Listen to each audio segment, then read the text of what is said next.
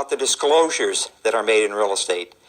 And if real estate brokerage is anything, it's disclosures, that's for sure. The first disclosure that your book mentions is the disclosure of agency. And most states have laws that require that we disclose to our buyers and sellers, our tenants and our landlords, who we represent in the transaction. And the states will vary by the timing of those disclosures, so you should be familiar with what your particular state requires when you take the state portion of the real estate examination. But right now we're going to concentrate on the disclosures in the national portion. So let's get started on that. We want to start with the condition of the property. Recent laws in the last probably 20 years or so have mandated that sellers and or real estate salespeople have an obligation to disclose the condition of the property. That duty mostly falls on the sellers, but the real estate salespeople will facilitate, if you would, that part of the disclosure. In our state, we call that the seller's disclosure of property condition. Some states that is mandatory, some states it's not. But you should know in your particular state what the laws are. Now, in thinking about that, the condition of the property is we're going to disclose material facts about the property, any fact that may affect value, desirability, and intended use of the property. We'll come back to that in a moment. And we're going to disclose latent defects, structural defects in a home that may be hidden from the buyer but known by the seller. That word latent there means hidden. For example, if you sell a home and there's a big crack in the slab, but the carpet overlays the crack and nobody knows about it, that's a latent defect. As long as the seller knows about that, he has an obligation to disclose that to the purchaser. Now, the material facts, what the law had in mind with the material facts, again, was dealing with property condition, physical property condition. But what has happened then is court cases have expanded that definition. In a moment, we'll talk about stigmatized properties, and we'll see how the courts have expanded just exactly what a material fact is about the property. Sellers must also disclose if their property is in the 100-year floodplain. And if it's in a 100-year floodplain, that property requires flood insurance. Now, FEMA has created a lot of these maps in conjunction with communities and made them available on the internet. Some of those maps, I will tell you this, some of those maps are up to date, some of those maps are not. They get changed all the time depending on the weather, climatic conditions, development in an area, just exactly what constitutes the flood zone. Normally, your surveyor is going to tell the lender and the buyer where the property is located in relation to a flood zone. And of course, the seller will disclose that because they'll know if they're paying flood insurance or not. Some communities today have community flood maps that the cities have developed themselves. I'm aware of one major city that has a community flood map that is really more up to date than the FEMA flood map.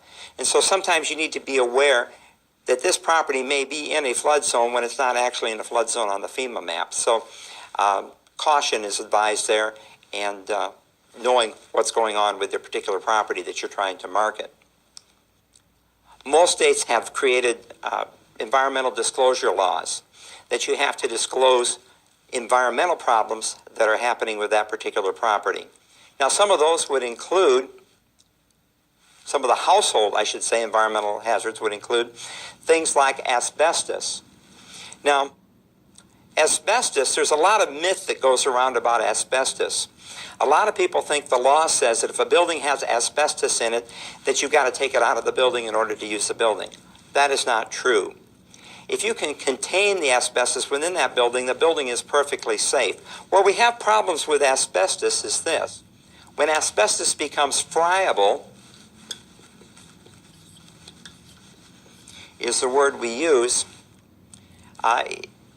it turns into fibers that float into the air. If you ingest those fibers into your lungs, it creates a condition called asbestosis, and that will kill you. That's where the hazard of asbestos is. A lot of times, shingles have asbestos in them, or some of the older housing siding has asbestos in it. As long as that asbestos is not friable, it doesn't necessarily present a danger. But that is one thing that we would be disclosing to our buyers, that asbestos is present. In a lot of our northern communities and some of our southern communities, we have radon. Radon comes from uranium deep within the earth, comes up, works its way up through the earth, and will settle in the low spots of a house. Typically, you're going to find radon in basements. And that radon has to be evacuated, or it has to be sealed off so it isn't coming to the property, because it can cause cancer if taken into the system over a long period of time. Some properties will have lead in them. And typically that lead is in the form of lead-based paint. If you ingest lead into your system, it actually kills brain cells, and that's where the danger lies with that. We'll talk a little bit more about lead-based paint here in a moment. Some of the older types of insulation in property had formaldehyde in it. Formaldehyde is carcinogenic. It will create cancer. We still are using formaldehyde today.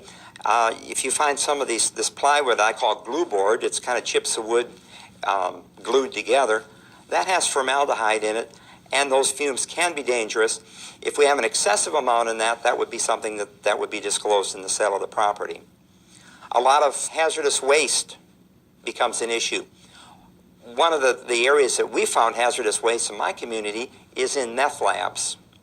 As a matter of fact, on our seller's disclosure of property condition, we've even put a disclosure in there that says seller is aware or not aware that this property has been used as a meth lab in the past. That creates a real hazard for future buyers, and that's been a real problem in a lot of neighborhoods across the country. We could also have household hazardous waste, and you can find that real easy. Just go out in your garage. What are you going to find out there? You're going to find gasoline, you're going to find antifreeze, you're going to find pesticides, you're going to find fertilizer. I mean, you almost have a hazardous waste dump site in your garage. And that can create a potential problem if it's been used wrongly in the past by that particular homeowner. Now, we talked about lead, but let's talk a little bit more about the lead-based paint. Some of you are familiar with older property, and some of you can remember that on a windowsill, you'd have a windowsill in a house, and those windows wouldn't seal up real well. These are homes that are maybe 30, 40, 50 years old, or even older than that. And that paint would curl up in the windowsill, and it create chips like potato chips. Well, that paint, as it curled up and created those chips, that's lead-based paint. And the problem was that little kids would come up and peel those off of there, and they would eat them. They were sweet tasting, I am told. I haven't eaten any. And that, of course, we said lead will kill brain cells. And so Congress passed a law that said that if you sell a home or lease a home that was built before 1978, you have to provide the buyer or the tenant two things. First off, you have to provide them any information about lead-based paint that you as a landlord or the seller would know. Secondly, you have to give them an opportunity to have the property examined for lead-based paint if they so desire. And thirdly, you have to provide the pamphlet, Protect Your Family from Lead in Your Home. I call it the Don't Eat the Paint pamphlet. And that's basically what it says. It says if you have lead-based paint in your home, don't eat it. It's not good for you.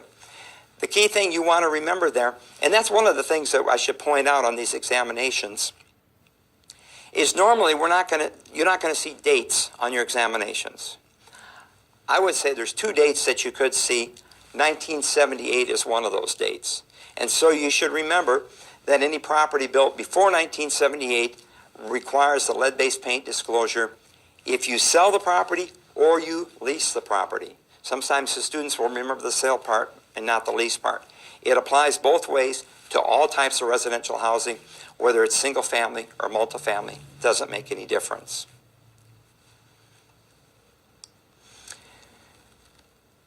Congress passed, if I could remember the year, probably about 1980. The year's not important, but right in that era there, the Comprehensive Environmental Response and Compensation Liability Act, CERCLA, is the technical name of it, but some of you have heard it referred to as Superfund. CERCLA was passed in response to a subdivision catastrophe in an area called the Love Canal in the state of New York. There was a toxic waste dump in New York that had been filled up for years, or been filled over a number of years, I should say. And the developers were able to come in and buy that, and they bought it real cheap, and they built a housing community on top of that in the 1950s when families were really growing. It was the baby boomers had come back from World War II and were starting their families, and this was a very popular subdivision called the Love Canal. Well, as time progressed, the toxic waste started to seep to the surface. It was contaminating the water. People had fires burning out of the ground in their backyards. That's how bad it got. In reaction to that, Congress passed the Superfund Act to clean up sites like that. And that's the purpose of Superfund. And even today, we still have sites that need cleaning. Some of those sites are called brownfields. And a brownfield is an abandoned commercial or industrial site or underutilized neighborhood where redevelopment is complicated by actual or perceived contamination.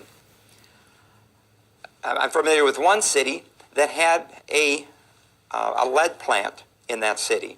And there was a lot of contamination that came out of that lead plant. Of course, it lead. And it created brownfields in that area. And of course, those have to be